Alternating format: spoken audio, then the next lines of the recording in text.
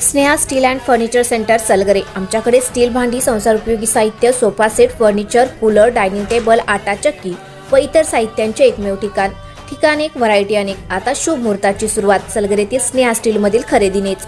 वाजवी दर, सजवा फर्निचरने तुमचे घर। सर्व साहित्यावर बजाज फायनान्सची खास सोय उपलब्ध।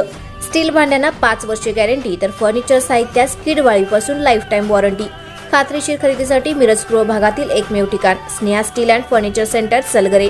आमचा पत्ता रवींद्र वस्त्रनिकेतन शेजारी सलगरे। संपर्क 90 96 25 91 38। प्रत्येक बातमीतील घटनेच्या वास्तविकतेची तुलना थेट पाहत रहा चांगली अपडेट। हॉटेलमध्ये तरुणाची गोळ्या घालून हत्या, पूर्व वैमनस्यातून गोळीबार झाल्याचा अंदाज।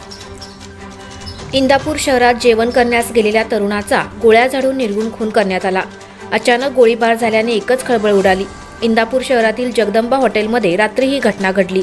अविनाश धनवे असे खून झालेल्या तरुणाचे नाव असून तो पुण्यातील आळंदी परिसरातील रहिवासी आहे।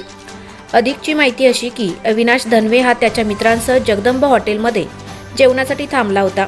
यावेळी अचानक दबा धरून बसलेल्या 5 ते 6 जणांनी त्याच्यावर हल्ला केला।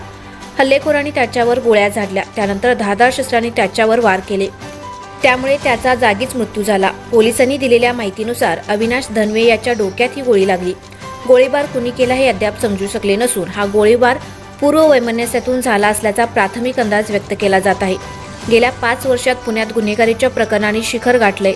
देशभरातून लोक पुणे शहर आणि आसपासच्या परिसरात स्थलांतर करत असतात, त्यामुळे पुण्याची लोकसंख्या देखील प्रचंड वाढली आहे। शिवाय गेल्या काही वर्षात पुण्यात बंदूक बाळगणाऱ्या लोकांच्या संख्येत देखील मोठी वाढ झाली आहे। 382 गुन्हे 5 वर्षात दाखल झाले आहेत। विनापरवाना पिस्तूल वापरल्याप्रकरणी हे गुन्हे दाखल करण्यात आले आहेत। 461 पिस्तूल देखील जप्त करण्यात आले होते। अशा वारंवार घडणाऱ्या प्रकारामुळे नागरिकांच्या मध्ये भीतीचे वातावरण असून प्रशासनाने अशा घडणाऱ्या प्रकाराविरोधात कठोर पावले उचलून आरोपींना लवकरात लवकर अटक करण्याची मागणी होत आहे।